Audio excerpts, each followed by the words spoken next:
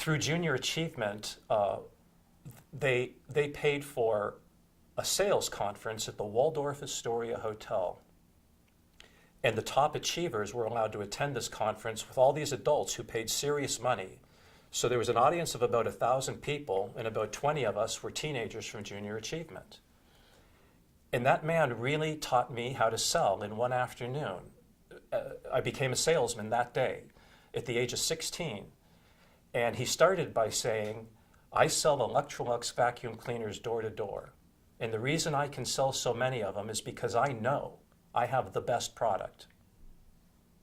No one has a better vacuum than Electrolux. He says, it's the point when I knock on a door and the person opens it, if they don't start by saying no, I don't even have fun with the sale. Because I like turning them around, showing them what a great product I have. And I really started to understand that if you're going to be a salesman, it isn't that you can sell anything. It's that you have done your homework and you have made it a point that whatever you're selling the best one in your mind. This became very true when I watched Herbalife become a business. And I listened to their salesmen address any question that was asked to them scientifically. And their answer was always the same. I don't know, but it works for me. And that's how Herbalife became Herbalife. So with this kind of sales knowledge in hand, and after 2 years with NoCo and NoCo 2, I knew I did not believe in these products. And then a peculiar thing happened. They got a sponsor from WLIR radio that said, if some of your junior achievers want to come over here, we would be willing to participate in your program.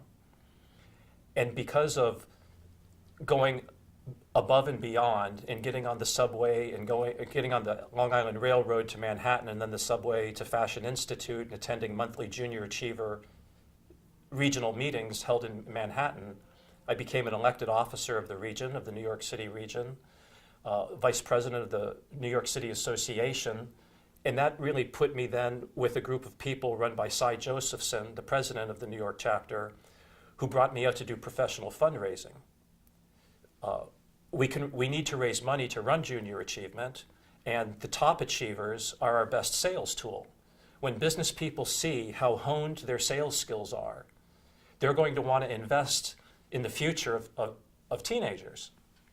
And it was a win-win-win for everybody. And through that, I became selected to participate in the program at WLIR Radio. And because it was on Long Island and I was proximate to it and I had a car, I was in charge of the group. And I named the show Happenings. And I would write the show with my associates.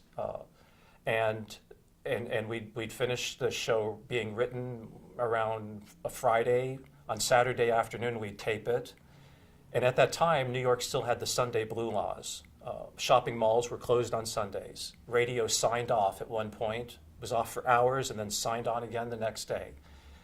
So I knew that my show was not going to really do anything to get a market because I'm 16 years old and I'm writing a show about junior achievers doing junior achievement, and quite frankly, who cares in terms of a radio audience.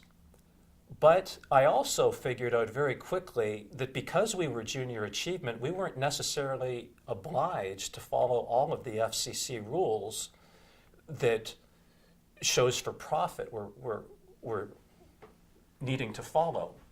So I made it a point in my small 30-minute format to play 3 Beatles songs. Well, you couldn't hear any music in New York City on a Sunday morning when I was in high school until noon. So the notion that there was music on any station at 6:30 in the morning, I had a very good audience very quickly.